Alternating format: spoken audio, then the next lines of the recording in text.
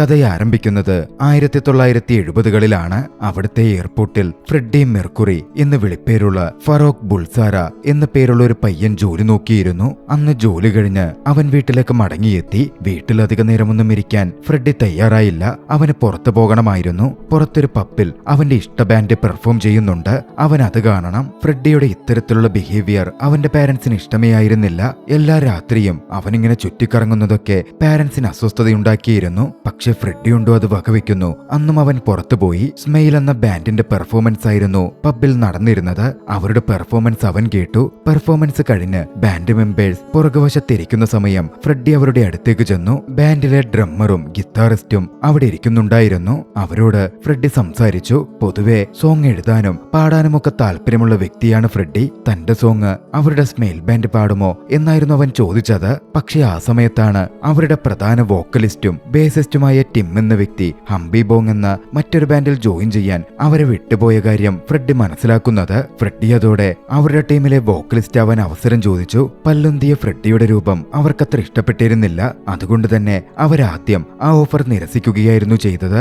പക്ഷെ ഫ്രെഡി അവർക്ക് മുമ്പിൽ വെച്ച് ഒരു ഗാനം ആലപിച്ചു. അത്രമേൽ മനോഹരമായ ശബ്ദം. ഫ്രെഡിയുടെ ഗാനത്തിൽ അവർ ആകൃഷ്ടരായി. ഫ്രെഡിയെ തങ്ങളുടെ ബാൻഡിലേക്ക് വോക്കലിസ്റ്റ് ആയി ചേർക്കാം എന്നവർ സമ്മതിച്ചു. അന്ന് അവിടുത്തെ പബ്ബിൽ വെച്ച് ഫ്രെഡി ഒരു പെൺകുട്ടിയെ പരിചയപ്പെടുന്നുണ്ട്. മേരി ഓസ്റ്റിൻ എന്നായിരുന്നു അവളുടെ പേര്. ബിബ എന്നൊരു ബുട്ടീക്കിൽ ഒരു ബ്യൂട്ടി പാർലറിൽ അവൾ ജോലി നോക്കുകയാണ്. മേരിയെ കണ്ടപാടെ ഫ്രെഡിക്ക് അങ്ങ് ഇഷ്ടപ്പെട്ടിരുന്നു. അന്നു മുതൽ അവർ തമ്മിൽ ഒരു അടുപ്പം രൂപപ്പെടാനും ആരംഭിച്ചു. അന്ന് അവിടെ വെച്ച് തന്റെ പുതിയ ബാൻഡിനൊപ്പമുള്ള പെർഫോമൻസ് കാണുവാൻ ഫ്രെഡി മേരിയെ ക്ഷണിച്ചു. ഫ്രെഡി ബാൻഡിലേക്ക് വന്നതോടെ സ്മൈൽ എന്ന ബാൻഡിന്റെ പേര് അവർ മാറ്റിയിരുന്നു. ക്യൂൻ എന്ന് റീനെയിം ചെയ്യപ്പെട്ട് ജനങ്ങൾക്ക് മുമ്പിലേക്ക് ബാൻഡ് അവതരിപ്പിക്കപ്പെട്ടു. ഫറോക്ക് എന്ന തന്റെ പേര് ഫ്രെഡി മെർക്കുറി എന്നും ഫ്രെഡി ഏവർക്കും വേണ്ടി മാറ്റിയിരുന്നു. ഫ്രെഡിയുടെ സോങ്സും പെർഫോമൻസും ഒക്കെ ഏവർക്കും ഇഷ്ടപ്പെടുന്നതായിരുന്നു. വളരെ പെട്ടെന്ന് തന്നെ ക്യൂൻ ബാൻഡ് ഏവരുടെയും ഇടയിൽ പതിയെ പോപ്പുലർ ആവാൻ ആരംഭിച്ചു. ഏതാണ്ട് ഒരു കൊല്ലത്തോളം അങ്ങനെ കടന്നുപോയി. പിന്നീടാണ് അവരെല്ലാവരും ഒന്നിച്ച് സോങ്സ് റെക്കോർഡ് ചെയ്ത് ഇറക്കുന്നതിനെ പറ്റി ആലോചിക്കുന്നത്.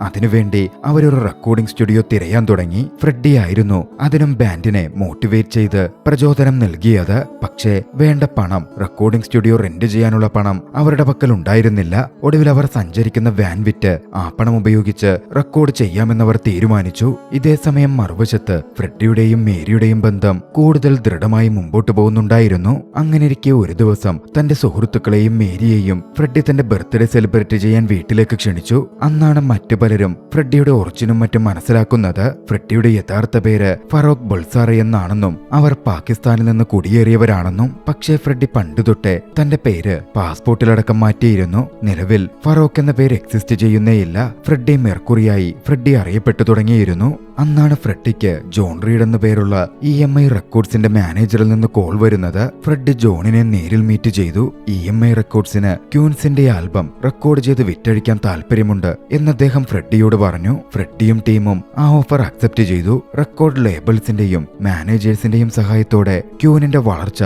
വളരെ പെട്ടെന്ന് തന്നെ സംഭവിക്കുകയായിരുന്നു. നിരവധി റേഡിയോ സ്റ്റേഷനിലും ടെലിവിഷനിലും അടക്കം അവർക്ക് അതുകൊണ്ട് പ്രത്യക്ഷപ്പെടാനായി. 1974കളിൽ ക്യൂൻസ് അങ്ങനെ ടിവിയിലും റേഡിയോയിലുമായി നിറഞ്ഞു നിന്നു. അങ്ങനെയിരിക്കെ ഫ്രെഡി മേരിയെ പ്രപ്പോസ് ചെയ്യാൻ തീരുമാനിച്ചു. അവർ ഒന്നിച്ചുണ്ടായ ഒരു ദിവസം താൻ കൊണ്ടുവന്നിരുന്ന റിങ് വെച്ച് ഫ്രെഡി മേരിയെ പ്രപ്പോസ് ചെയ്തു. സന്തോഷത്തോടെ മേരി പ്രപ്പോസൽ സ്വീകരിച്ചു. അപ്പോഴായിരുന്നു ബാൻഡ് മെമ്പേഴ്സ് അങ്ങോട്ടേക്ക് കയറി വന്നത്. തങ്ങളറിഞ്ഞ വലിയ സന്തോഷ വാർത്ത അവർ ഫ്രെഡിയെ അറിയിച്ചു. അവരുടെ ബാൻഡിന് ഒരു അമേരിക്കൻ ടൂർ ഓഫർ ചെയ്യപ്പെട്ടിരുന്നു. അവിടെ ഉണ്ടായിരുന്ന ഏവരും ആ ഒരു ഓഫറിൽ അത്രമേൽ സന്തോഷിച്ചു. അമേരിക്കയിലുടനീളം ക്യൂൻ ബാൻഡ് തങ്ങളുടെ പെർഫോമൻസ് നടത്തി. നിരവധി ഫാൻസിനെയും അവിടെ നിന്ന് നേടിയെടുത്തു. പക്ഷേ കൺസേർട്ടുകളുടെ ഇടയിൽ ഫ്രെഡിയുടെ സ്വഭാവത്തിലെ ചില കാര്യങ്ങൾ വെളിപ്പെടാൻ ആരംഭിച്ചിരുന്നു. ഒരിക്കൽ കൺസേർട്ട് കഴിഞ്ഞ് ഫ്രെഡി പുറത്തു നിൽക്കുമ്പോൾ ഒരു ട്രക്ക് ഡ്രൈവർ ഫ്രെഡിയെ ടോയ്ലറ്റിനകത്തേക്ക് ക്ഷണിച്ചു. ടോയ്ലറ്റിനകത്ത് ഒന്നിച്ചുപോയി എന്താണ് ചെയ്യാൻ പോകുന്നത് എന്ന് ഫ്രെഡിക്ക് ഉറപ്പുണ്ടായിരുന്നു. ഫ്രെഡി അയാൾക്കൊപ്പം അയാളെ ഇഷ്ടപ്പെട്ട് ടോയ്ലറ്റിനകത്തേക്ക് പോവുക തന്നെ ചെയ്തു. പിന്നീട് 1975 ക്യൂൻസ് തങ്ങളുടെ അമേരിക്കൻ ടൂറൊക്കെ കഴിഞ്ഞ് തിരികെ വന്നപ്പോ റേ ഫോസ്റ്ററെ നേരിട്ട് കണ്ടു. EMI റെക്കോർഡ്സിന്റെ ഉടമ. ക്യൂൻസിനോട് പുതിയൊരു ആൽബം EMI റെക്കോർഡ്സിന് വേണ്ടി പ്രൊഡ്യൂസ് ചെയ്യാൻ റോയ് ആവശ്യപ്പെട്ടിരുന്നു. അതിനെപ്പറ്റി അവിടെ വെച്ച് അവർ സംസാരിച്ചു. ഫ്രെഡി പുതിയൊരു ആശയം മുമ്പോട്ട് വെച്ചിരുന്നു. ഓപ്ര സോങ്സും റോക്ക് സോങ്ങും മിക്സ് ചെയ്ത് ഒരു ഫ്യൂഷൻ സോങ് ഇറക്കാം എന്നതായിരുന്നു അത്. പക്ഷേ പരമ്പരാഗത രീതിയിലുള്ള പാട്ടല്ലാത്തതുകൊണ്ട് റേയ്ക്കത് പെട്ടെന്ന് ഉൾക്കൊള്ളാൻ സാധിച്ചില്ല. പക്ഷേ ഫ്രെഡിക്ക് കൃത്യം ക്ലാരിറ്റി ഉണ്ടായിരുന്നു. ഫ്രെഡി റേ ഫോസ്റ്ററോട് തന്റെ ഭാഗം വെച്ച് സംസാരിച്ചു കൊണ്ടേയിരുന്നു. ഒടുവിൽ റേ ഫോസ്റ്റർ ഫ്രെഡിക്ക് കാര്യങ്ങളൊക്കെ വിട്ടുകൊടുത്തു. പിന്നീട് വർക്ക് ചെയ്യാൻ വേണ്ടി അവർ റോക്ക്ഫീൽഡ് ഫാമിലേക്ക് താമസം മാറ്റി. EMI റെക്കോർഡ്സിന്റെ അസിസ്റ്റന്റ് മാനേജർ പോളും അവരെ സപ്പോർട്ട് ചെയ്യാൻ കൂടെയുണ്ടായിരുന്നു. ഫ്രെഡി മേരിയെ കണ്ടിട്ട് അപ്പോഴേക്കും കുറെ കാലമായിരുന്നു. തന്റെ ട്രൂ ലവിന് വേണ്ടി ഒരു സോങ് എഴുതാൻ ഫ്രെഡി തീരുമാനിച്ചു. ഫ്രെഡി സോങ് കമ്പോസ് ചെയ്യാനൊക്കെ ഇരിക്കുന്ന സമയം ഫ്രെഡിക്കൊപ്പം എപ്പോഴും പോളും ഇരിക്കുന്നുണ്ടാകും. ഒരു ഘട്ടത്തിൽ ഫ്രെഡിയെ വല്ലാത്തൊരു ഭാവത്തിൽ പോള് നോക്കാനൊക്കെ ആരംഭിച്ചിരുന്നു. എന്തിനേറെ പറയുന്നു, പെട്ടെന്നൊരു സന്ദർഭത്തിൽ പോള് ഫ്രെഡിയെ കടന്നു ചുംബിക്കുക പോലും ചെയ്തു. പക്ഷേ അന്ന് ഫ്രെഡി പോളിനെ തള്ളി മാറ്റി. മേരിയെ വിഷമിപ്പിക്കണം എന്ന് ഫ്രെഡിക്കുണ്ടായിരുന്നേയില്ല. അതായിരുന്നു അന്ന് പോളിനെ മാറ്റി നിർത്താനുള്ള കാരണവും. ആ ഒരു ഇൻസിഡന്റ് ഫ്രെഡിയെ കുറച്ച് അപ്സെറ്റ് ആക്കിയിരുന്നു. എന്നിരുന്നാലും ഫ്രെഡി സ്വയം നിയന്ത്രിക്കാനും കാമാവാനും ശ്രമിച്ചു. ലെജൻഡായ ഫ്രെഡിക്ക് ആ ഒരു മാനസികാവസ്ഥയിലാണെങ്കിലും സോങ് കമ്പോസ് ചെയ്യാൻ സാധിക്കുമായിരുന്നു. അവിടെ വെച്ചിട്ടാണ് ഫ്രെഡി ബൊഹീമിയൻ റാപ്സോഡി എന്ന സോങ് കമ്പോസ് ചെയ്യുന്നത്. ക്യൂനിന്റെ വളർച്ചയിൽ നാഴികക്കല്ലായി മാറിയ സോങ്. ഇന്നേക്കും വരെ ഇറങ്ങിയതിൽ ക്യൂൻസിന്റെ ബെസ്റ്റ് സിംഗിൾസ് ആയി പറയപ്പെടുന്ന പാട്ടുകളിലൊന്ന്. ക്യൂൻസിലെ ഏവരും ഒന്നിച്ച് പാട്ടുകൾ എഴുതുമെങ്കിലും എപ്പോഴും ബെസ്റ്റ് സോങ്ങുകൾ വന്നിരുന്നത് ഫ്രെഡിയുടെ തൂലികയിൽ നിന്നുമായിരുന്നു. കമ്പോസിംഗും എഴുത്തുമൊക്കെ കഴിഞ്ഞതും അവരവരുടെ ആൽബം സോങ് മുഴുവനായും റെക്കോർഡ് ചെയ്തെടുത്തു. റെക്കോർഡിംഗ് ഒക്കെ പൂർണ്ണമായതും ഫ്രെഡി റേയെ കാണുവാൻ ചെന്നു. പക്ഷേ സോങ് കേട്ട് റേയ്ക്ക് അത്ര പിടിച്ചില്ല. ഒന്നാമത്തതിന് പാട്ട് 6 മിനിറ്റിലധികം ലെങ്ത് ഉണ്ട്. രണ്ടാമത്തേത് സാധാരണഗതിയിൽ പരമ്പരാഗത രീതിയിലുള്ള ഒരു പാട്ടുമല്ല. ബൊഹീമിയൻ റാപ്സോഡി ഒരു സിംഗിളാണ് എന്നാണ് ഫ്രെഡി പറയുന്നതെങ്കിലും അത് അംഗീകരിക്കാൻ റേയ്ക്ക് പറ്റുന്നുണ്ടായിരുന്നില്ല. റേഡിയോ സിംഗിളിന്റെ റിക്വയർമെന്റ് ടൈം ആ സമയത്ത് 3 മിനിറ്റ് ആയിരുന്നു. 6 മിനിറ്റോളം നീട്ടമുള്ള ബൊഹീമിയൻ റാപ്സോഡി അതിന് പറ്റില്ല എന്ന് റേ തീർത്തു പറഞ്ഞു. പക്ഷെ അപ്പോഴും ആ സോങ് ഒരു സിംഗിളായി തന്നെ പുറത്തു വരണം എന്ന് ഫ്രെഡി ഉറച്ചു നിന്നു. റേക്കുമൊത്ത് അതിനെപ്പറ്റി ചൊല്ലി കുറേയധികം സംസാരമുണ്ടായി. ഒടുവില്ലാത്ത സംസാരത്തിൽ ഒരു സമാധാന നിലയിലേക്ക് എത്തിക്കാൻ ഇരുകൂട്ടർക്കും സാധിക്കുന്നുണ്ടായിരുന്നില്ല. അതോടെ ക്യൂൻസ് ആ റെക്കോർഡിംഗ് ലേബൽ വിട്ടുപോരുകയാണ്. പിന്നാലെ തങ്ങളുടെ വർക്ക് തനിയെ സെല്ല് ചെയ്യാൻ അവർ ശ്രമം ആരംഭിച്ചു. ഫ്രെഡി പിന്നാലെ കെന്നി എന്നു പേരുള്ള അറിയപ്പെടുന്ന ഒരു ആർജയെ ചെന്ന് കണ്ടു. ഞങ്ങളുടെ സോങ് റേഡിയോയിലൂടെ പബ്ലിഷ് ചെയ്യാമോ എന്ന് ചോദിച്ചു. കെനി അറിയപ്പെടുന്ന സ്വവർഗാനുരാഗിയായ ഒരു DJ ആയിരുന്നു. ഫ്രെഡിയുടെ കെനിയുമായുള്ള അടുപ്പമൊക്കെ ഫ്രെഡിക്കൊപ്പം അങ്ങോട്ടേക്ക് പോയിരുന്ന മേരിയെ തെല്ലൊന്ന് അസ്വസ്ഥപ്പെടുത്തുകയും അതിശയിപ്പിക്കുകയും ചെയ്യുന്നുണ്ട്. ഫ്രെഡിയുടെ റിക്വസ്റ്റ് കെനി അംഗീകരിച്ചു. സിംഗിളായി ആ വലിയ പാട്ട് പുറത്തു വന്നു. ബൊഹീമിയൻ റാപ്സോഡി ക്യൂനിന്റെ ചരിത്രത്തിലെ തന്നെ ഏറ്റവും വലിയ സക്സസ് ആയി മാറി. ലോകം മുഴുവനായും തന്നെ ക്യൂൻ അറിയപ്പെടാൻ ആരംഭിച്ചു. ആ സക്സസ് ലോകം മുഴുവനുള്ള ഒരു ടൂറിലേക്കും ക്യൂൻ ബാൻഡിന് വഴി തുറന്നു കൊടുത്തു. ലോകം ഒട്ടുക്കും ക്യൂൻ ബാൻഡ് പെർഫോമൻസ് നടത്തി. ഇതേ സമയം ഫ്രെഡി മേരിയിൽ നിന്ന് അകന്നകന്ന് പോയിക്കൊണ്ടേയിരിക്കുകയായിരുന്നു. ടൂറുകളിലായതുകൊണ്ട് മേരിയെ ഫ്രെഡി കാണുന്നത് പോലും കുറഞ്ഞു. ആ അവസരം പോൾ മുതലെടുക്കുകയായിരുന്നു. എപ്പോഴും ഫ്രെഡിയുടെ കൂടെ പോൾ ഉണ്ടായിരുന്നു. സ്വവർഗാനുരാഗിയായ പോളിന് ഫ്രെഡിയോട് നേരത്തെ മുതൽ പ്രണയമുണ്ടായിരുന്നു. ഫ്രെഡി ഇപ്പോൾ വശീകരിച്ചു.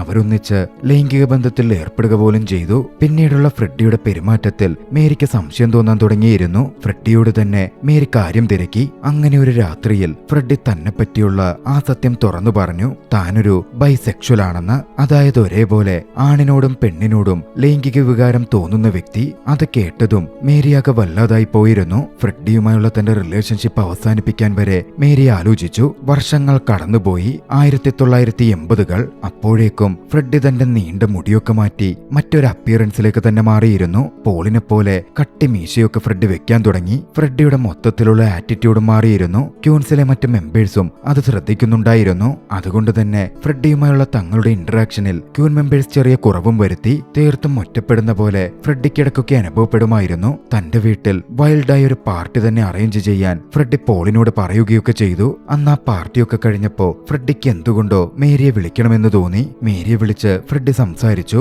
തന്റെ ജീവിതത്തിലേക്ക് മടങ്ങി വരാൻ ആവശ്യപ്പെട്ടു. പക്ഷേ മേരിയെ സംബന്ധിച്ച് ഫ്രെഡി ചെയ്യുന്നതൊക്കെ തെറ്റായ കാര്യങ്ങളായിരുന്നു. യഥാർത്ഥ വഴിയിലേക്ക് ഫ്രെഡി തിരിച്ചു വന്നാൽ, സത്യത്തിന്റെ വഴിയിലേക്ക് തിരിച്ചു വന്നാൽ ഫ്രെഡിയെ സ്വീകരിക്കാം എന്ന് മേരി പറഞ്ഞു. ഫ്രെഡിയുടെ സെക്ഷ്വാലിറ്റി അംഗീകരിക്കാൻ മേരി ഒരുക്കമായിരുന്നില്ല. ആ ഒരു സമയത്താണ് CBS എന്ന പേരുള്ള ഒരു റെക്കോർഡ് ലേബൽ പോളിനെ മീറ്റ് ചെയ്യുന്നത്. ഫ്രെഡിക്ക് വേണ്ടി ഒരു solo career contract CBS label പോളിന് മുമ്പിൽ ഓഫറായി വെച്ചു. $4 മില്യൺ അന്ന് ഓഫർ പ്രൈസ് വെച്ച് വിളിച്ചിരുന്നു. 1980കളിൽ അത് അത്രമേൽ വലിയൊരു തുകയാണ്. ക്യൂനിന്റെ ഫസ്റ്റ് മാനേജറായ ജോൺ റീഡിനടുക്കൽ ആ ഓഫറുമായി പോൾ എത്തി. പിന്നാലെ ഒരു ദിവസം ഒരു ഇവന്റ് കഴിഞ്ഞ് ഫ്രെഡി തിരികെ വരുമ്പോ ജോൺ റീഡ് ആ ഓഫർ കോൺട്രാക്ട് ഫ്രെഡിയോട് പറഞ്ഞു. ജാക്സൺ 5 മ്യൂസിക് ഗ്രൂപ്പിൽ നിന്ന് മൈക്കിൾ ജാക്സൺ ഫേമസ് ആയ പോലെ ഫ്രെഡിക്കും പറ്റുമെന്നൊക്കെ അന്ന് മാനേജർ ഫ്രെഡിയോട് പറയുന്നുണ്ട്. പക്ഷേ ഫ്രെഡിക്ക് അത് തീരെ ഇഷ്ടപ്പെട്ടില്ല. ജോൺ റീഡ് ക്യൂൻസിൽ നിന്ന് തന്നെ പുറത്താക്കാനാണ് നോക്കുന്നത് എന്ന പോലായിരുന്നു ഫ്രെഡി അതിനെ എടുത്തത്. പിന്നാലെ ജോൺ റീഡിനെ ക്യൂൻസിന്റെ മാനേജർ സ്ഥാനത്ത് നിന്ന് ഫ്രെഡി തെറിപ്പിക്കുകയും ചെയ്തു. പക്ഷേ അത്രയും പ്രശ്നമായ ആ ഒരു സമയത്തും അവിടെ ഉണ്ടായിരുന്നിട്ടും പോൾ ഒരു വാക്ക് പോലും മിണ്ടിയില്ല. യാഥാർത്ഥ്യത്തിൽ പോളായിരുന്നു ഇത് എതിരിടേണ്ടിയിരുന്നത്. പോൾ വിദഗ്ധമായി അത് ജോൺ റീഡിന്റെ തലയ്ക്ക് വെച്ചു കൊടുക്കുകയായിരുന്നു. അന്ന് പോകുന്നതിന് മുമ്പ് ജോൺ റീഡ് ഫ്രെഡിയെ വാൺ ചെയ്തു. നീ ഒരു വിഷപ്പാമ്പിനെയാണ് കൂടെ വെച്ചുകൊണ്ടിരിക്കുന്നതെന്ന്. ആ ഒരു സംഭവം ക്യൂൻസിന്റെ ഇടയിൽ വലിയൊരു പ്രശ്നമായിരുന്നു. അവരൊരു മധ്യസ്ഥ ചർച്ചയ്ക്ക് കൂടി. പക്ഷേ യാദൃച്ഛികത എന്തെന്നാൽ അവരുടെ തർക്ക സമയത്ത് വരെ അവർക്കിടയിൽ മ്യൂസിക്കുകൾ ഉടലെടുത്തു. ആ മ്യൂസിക് നോട്ടുകൾ നോട്ട് ചെയ്ത് അവർ ഗാനങ്ങളാക്കി. ആ ഗാനങ്ങളും സൂപ്പർ ഹിറ്റായി മാറിയിരുന്നു. ഇതിനിടയിൽ ഫ്രെഡിയുടെ സെക്സ്വാലിറ്റിയൊക്കെ മീഡിയ മണം പിടിച്ചു തുടങ്ങിയിരുന്നു. ഒരിക്കൽ ക്യൂൻസ് തങ്ങളുടെ പുതിയ ആൽബത്തിന്റെ കാര്യത്തിന് ഒരു പ്രസ് മീറ്റ് നടത്തുമ്പോൾ ഒരു ജേർണലിസ്റ്റ് ഫ്രെഡിയുടെ സെക്സ്വാലിറ്റിയെ പറ്റിയുള്ള ചോദ്യം ചോദിച്ചു. ഫ്രെഡിക്ക് അത് കേട്ട് ദേഷ്യം വരികയും ഫ്രെഡി ആ കോൺഫറൻസിൽ നിന്ന് ഇറങ്ങിപ്പോവുകയും ചെയ്തു. പിന്നാലെയായിരുന്നു ക്യൂൻ ഇക്വാലിറ്റിയും LGBTQ റൈറ്റ്സും ഒക്കെ മുമ്പോട്ട് വെച്ച് ഒരു ആൽബം ഷൂട്ട് ചെയ്യാൻ തീരുമാനിച്ചത്. ആ ആൽബത്തിന്റെ മേക്കിങ്ങിൽ അവർ വുമൻസിന്റെ വേഷങ്ങളൊക്കെ ധരിച്ചിട്ടായിരുന്നു പ്രത്യക്ഷപ്പെട്ടിരുന്നത്. വളരെയധികം പോപ്പുലർ ആവേണ്ടിയിരുന്ന ഒരു ആൽബം. പക്ഷേ അന്നത്തെ ഗവൺമെന്റ് ആ വീഡിയോ ബ്ലോക്ക് ചെയ്തു. അതിനെ ചൊല്ലി ക്യൂൻസിനിടയിൽ സംസാരമുണ്ടായി. അഭിപ്രായ വ്യത്യാസങ്ങൾ ഉടലെടുത്തു. ബാൻഡ് തന്നെ പിരിയും എന്നൊരു ഘട്ടത്തിലേക്ക് എത്തി. ആ ഒരു അവസരത്തിൽ മുമ്പ് വന്നിരുന്ന സോളോ കരിയർ കോൺട്രാക്റ്റുമായി മുമ്പോട്ട് പോയാലോ എന്ന് ഫ്രെഡി ആലോചിക്കുകയാണ്. പ്രത്യേകിച്ചും പോളിൽ നിന്ന് അതിനുവേണ്ടി ഒരു പ്രേരണയും ഫ്രെഡിക്ക് മേലുണ്ടായിരുന്നു. ഫ്രെഡിയുടെ ഏകപക്ഷീയമായ ആ തീരുമാനത്തെ ക്യൂൻസിലെ മറ്റംഗങ്ങൾക്ക് അംഗീകരിക്കാൻ പറ്റില്ലായിരുന്നു. പക്ഷേ ഫ്രെഡി പറഞ്ഞു, ക്യൂൻസ് പിരിച്ചുവിടണമെന്നല്ല ഞാൻ പറയുന്നത്. എനിക്കെന്റെ കഴിവുകൾ ഒറ്റയ്ക്ക് കുറച്ചുകൂടി എക്സ്പ്ലോർ ചെയ്യണമെന്നുണ്ട്. അതിനായി ഈ ഒരു അവസരം എടുക്കുന്നു എന്നേ ഉള്ളൂ. പക്ഷേ എന്നിരുന്നാൽ തന്നെയും ക്യൂൻസ് മെമ്പേഴ്സും ഫ്രെഡിയും തമ്മിലുള്ള ബന്ധത്തെ ആ ഒരു സംഭവങ്ങൾ ബാധിക്കുകയായിരുന്നു. അവരൊക്കെ ഫ്രെഡിയിൽ നിന്ന് അകന്നു നിൽക്കാൻ തുടങ്ങി. ഫ്രെഡിക്ക് ആകെ അടുപ്പമുള്ള വ്യക്തി അതോടെ പോൾ മാത്രമായി മാറി. കുബുദ്ധിയുള്ള പോളാകട്ടെ തനിക്ക് അനുകൂലമാകുന്ന രീതിയിൽ ഫ്രെഡിയെ യൂസ് ചെയ്യാനും ഫ്രെഡിയെ മുമ്പോട്ട് നയിക്കാനും ആരംഭിച്ചു. ഫ്രെഡിയുടെ എല്ലാ കാര്യങ്ങളിലും പോൾ കൈകടത്തിക്കൊണ്ടിരുന്നു. ഫ്രെഡിയെ സ്വവർഗാനുരാഗത്തിൽ മാത്രം പിടിച്ചു നിർത്തി. ഫ്രെഡിയിലേക്ക് അടുക്കുവാൻ ആരെയും സമ്മതിച്ചില്ല. പുറത്തേക്കുള്ള കോണ്ടാക്ട്സ് മുഴുവൻ പോൾ തന്നെ മാനേജ് ചെയ്തു. ക്യൂനിന്റെ പുതിയ മാനേജർ ഫ്രെഡിയുമായുള്ള പിണക്കം തീർക്കാൻ വീണ്ടും ക്യൂനിലേക്ക് കൊണ്ടുവരാൻ വിളിക്കാൻ ശ്രമിച്ചെങ്കിലും പോൾ അതിൽ ഇടപെട്ട് തടഞ്ഞു നിർത്തി. ഫ്രെഡിയെ അക്കാര്യങ്ങൾ പോൾ അറിയിച്ചതേയില്ല. എന്തിനേറെ പറയുന്നു, മേരി വരെ ഫ്രെഡിയെ പറ്റി ഒരു വിവരവുമില്ലാതെ കോണ്ടാക്ട് ചെയ്യാൻ ശ്രമിച്ചെങ്കിലും പോൾ അക്കാര്യവും ഫ്രെഡിയെ അറിയിച്ചിട്ടേയില്ല. പോൾ ഇത്തരത്തിൽ ഫ്രെഡിക്ക് വേണ്ടി ഓരോ കാര്യങ്ങൾ തടഞ്ഞു നിർത്തിയപ്പോ ഇതെല്ലാം ഫ്രെഡിയെ മോശം രീതിയിൽ ബാധിക്കാൻ തുടങ്ങി. ഒരു ദിവസം ജർമ്മനിയിലെ മുനിച്ചിൽ റെക്കോർഡിംഗിലായിരിക്കെ ഫ്രെഡി ചോര തുപ്പി. ഫ്രെഡിയെ ചികിത്സയ്ക്ക് ഡോക്ടർ ടെസ്റ്റ് ചെയ്യാൻ ബ്ലഡൊക്കെ എടുത്തു. ആ ഒരു സമയത്താണ് ഫ്രെഡിയെ പറ്റി ഒരു വിവരവും അറിയാൻ പറ്റാതെ ഫ്രെഡിയെ തിരക്കി ജർമ്മനിയിൽ മുനിച്ചിൽ വെച്ച് നേരിട്ട് കാണുവാൻ മേരി എത്തുന്നത്. യാദൃച്ഛികവശാൽ ആ സമയം പോൾ അവിടെ ഉണ്ടായിരുന്നില്ല. അതുകൊണ്ട് ഫ്രെഡിയും മേരിയും ഒരുപാട് സംസാരിച്ചു. ആ സമയത്താണ് ആഫ്രിക്കൻസിന് വേണ്ടി ക്യൂൻസ് ഒരു ലൈവ് ചാരിറ്റി കൺസേർട്ട് നടത്തുന്നുണ്ടെന്നും അതിൽ എന്തുകൊണ്ട് ഫ്രെഡി പോയില്ല എന്ന തരത്തിലുള്ള സംസാരം വരുന്നത്. ഫ്രെഡി അതിനെപ്പറ്റി അറിഞ്ഞിരുന്നു പോലുമില്ല. ക്യൂൻസിന്റെ മാനേജർ അതിനുവേണ്ടിയായിരുന്നു പോൾ വഴി ഫ്രെഡിയെ കണക്ട് ചെയ്യാൻ ശ്രമിച്ചത്. പോൾ പക്ഷേ അത് തടഞ്ഞു നിർത്തുകയായിരുന്നു. പിന്നാലെ മേരിയും ഫ്രെഡിയെ കോണ്ടാക്ട് ചെയ്യാൻ ശ്രമിച്ചിരുന്നെന്നും പോൾ അത് തടഞ്ഞെന്നും ഫ്രെഡി മനസ്സിലാക്കി. കൂട്ടത്തിൽ മേരി മറ്റൊരാളുമായി റിലേഷൻഷിപ്പിലാണെന്നും ഇപ്പോൾ ഗർഭിണിയാണെന്നും കൂടി അറിഞ്ഞതോടെ ഫ്രെഡി ആകെ തകർന്നുപോയി. താൻ സ്നേഹിച്ച ആളുകളൊക്കെ തന്നെ വിട്ടുപോകുന്നു, കൂടെയുള്ളവർ തന്നെ ചതിക്കുന്നു എന്നത് ഫ്രെഡിയെ വല്ലാത്തൊരു മാനസികാവസ്ഥയിലാക്കി. ഫ്രെഡിയുടെ ജീവിതവും ബൈസെക്ഷലായുള്ളതുമൊക്കെ വളരെ വലിയ തെറ്റായി കണ്ടിരുന്ന മേരി ഫ്രെഡിയോട് പശ്ചാത്തപിച്ച് പാപമോചനം തേടി നേരിന്റെ പാതയിലേക്ക് വരാനും മറ്റും ഉപദേശിക്കുകയും മറ്റും ചെയ്തു. പോകുന്നതിന് മുമ്പ് പോൾ യാഥാർത്ഥ്യത്തിൽ ആരാണെന്നും ഫ്രെഡിയെ വെച്ച് അവൻ എന്താണ് ചെയ്യാൻ ഉദ്ദേശിക്കുന്നത് എന്നുമുള്ള കാര്യം മേരി ഒരിക്കൽ കൂടി ഫ്രെഡിയെ ബോധ്യപ്പെടുത്തി. പോൾ ഫ്രെഡിയോട് സിൻസിയർ ഒന്നുമല്ലെന്നും നിന്നെ അഡ്വാൻറ്റേജ് എടുക്കുക മാത്രമാണ് അവൻ ചെയ്യുന്നത്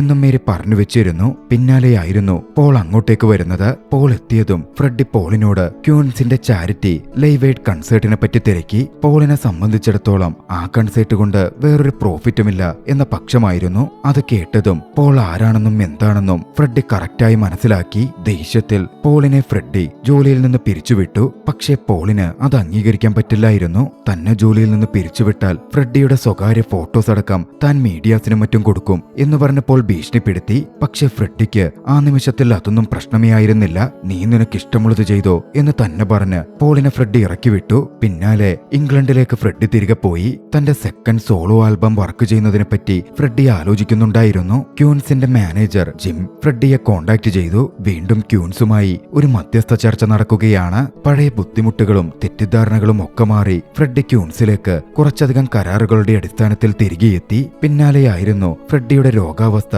എന്താണെന്ന് തിരിച്ചറിയുന്നത്. ഫ്രെഡിക്ക് എയ്ഡ്സ് പിടിപെട്ടിരുന്നു. അന്നൊന്നും കാര്യമായ മരുന്നൊന്നുമില്ലാത്ത രോഗമാണ്. ഒരുപാട് നാൾ ഫ്രെഡിക്ക് ആയുസുണ്ടാവില്ല എന്ന് ഡോക്ടർമാർ വിധിയെഴുതി. ക്യൂൻസിലെ തന്റെ കൂട്ടുകാരോട് ഫ്രെഡി അക്കാര്യം പങ്കുവെച്ചു. ഞെട്ടലോടെയായിരുന്നു അവരൊക്കെ അത് കേട്ടത്. പക്ഷെ ഫ്രെഡിയെ സപ്പോർട്ട് ചെയ്ത് ഫ്രെഡിയുടെ കൂടെ നിൽക്കാൻ അവരൊക്കെ തീരുമാനിച്ചിരുന്നു. പക്ഷെ മറുവശത്ത് പോളാകട്ടെ ഫ്രെഡിയുടെ സ്വവർഗരതിയുടെ ചിത്രങ്ങളടക്കം മീഡിയാസിലൂടെ പുറത്തുവിട്ടു. ഫ്രെഡി അതൊന്നും മൈൻഡ് ചെയ്തതുപോലുമില്ല. ക്യൂൻസ് വീണ്ടും ചാരിറ്റി ഇവന്റിന്റെ ഓർഗനൈസേഷനെ കോണ്ടാക്ട് ചെയ്തു. തങ്ങൾ ഒന്നിച്ച് ഒരു ചാരിറ്റി ഇവന്റിൽ ഫ്രീ ആയി പെർഫോം ചെയ്യാനുള്ള താല്പര്യം പ്രകടിപ്പിച്ചു. ഫ്രെഡി തന്റെ ടീമിനൊപ്പം വീണ്ടും ലൈവ് കൺസേർട്ടിനായി പ്രാക്ടീസ് ചെയ്തു. 1985 വലിയൊരു സ്റ്റേഡിയത്തിൽ വെച്ച് ആ ലൈവ് കൺസേർട്ട് നടക്കുമായിരുന്നു. അന്ന് ആ ചാരിറ്റി ഇവന്റിന് പോകുന്നതിന് മുമ്പ് ഫ്രെഡി തന്റെ പാരന്റ്സിനെ കാണാൻ പോയി. ചെയ്ത തെറ്റുകൾക്കൊക്കെ അവരോട് ക്ഷമ ചോദിച്ചു. അവരിൽ നിന്ന് ബ്ലെസ്സിങ്സ് വാങ്ങി ആ ചാരിറ്റി ഇവന്റിന് ഫ്രെഡി പുറപ്പെട്ടു. അന്ന് ആ ചാരിറ്റി ഇവന്റ് കാണാൻ മേരിയും വന്നിരുന്നു. മേരിയുടെ ബോയ് ഫ്രണ്ടും ഫ്രെഡിക്കൊപ്പമുണ്ടായിരുന്നു. മേരിയുടെ സന്തോഷത്തിൽ ഫ്രെഡിക്കും സന്തോഷം തോന്നി. പിന്നാലെ 10,000-കണക്കിന് ഫാൻസിന്റെ അകമ്പടിയോടെ ഫ്രെഡി ആ ലൈവ് കൺസേർട്ട് നടത്തി. ആ കൺസേർട്ട് ക്യൂൻസിന്റെ ആരാധകർ എത്രത്തോളമുണ്ട് എന്ന് വിളിച്ചോതുന്നതായിരുന്നു. അതിനുശേഷം ഫ്രെഡി വീണ്ടും ക്യൂൻസുമായി തന്റെ അടുത്ത ആൽബം വർക്കിലേക്ക് കടന്നു. പിന്നീട് 1991 നവംബർ 24 എയ്ഡ്സിനൊപ്പം ന്യൂമോണിയ കൂടി ബാധിച്ച് ഫ്രെഡി മെർക്കുറി എന്ന അതുല്യ കലാകാരൻ ഈ ലോകത്തോട് വിട പറഞ്ഞു. തന്റെ സെക്ച്വാലിറ്റി ഉയർത്തിപ്പിടിച്ചിരുന്ന ജീവിതം തന്നെ പോരാട്ടമാക്കി മാറ്റിയിരുന്ന ആ ലെജൻഡറി സിംഗറിന്റെ കഥ ഇതോടെ അവസാനിക്കുന്നു. നിങ്ങൾക്ക് ഈ കഥ ഇഷ്ടമായെങ്കിൽ വീഡിയോ ലൈക്ക് ചെയ്യുക. അഭിപ്രായങ്ങളും നിർദ്ദേശങ്ങളും കമന്റുകളിൽ രേഖപ്പെടുത്തുക. കഴിയുമെങ്കിൽ ചാനൽ സബ്സ്ക്രൈബ് ചെയ്തും കൂട്ടുകാർക്ക് ഷെയർ ചെയ്തു കൊടുത്തും ഞങ്ങളെ സപ്പോർട്ട് ചെയ്യുക. അടുത്ത എപ്പിസോഡിൽ മറ്റൊരു മികച്ച ചലച്ചിത്രവുമായി നമുക്ക് കണ്ടുമുട്ടാം. അതുവരെ ബൈ.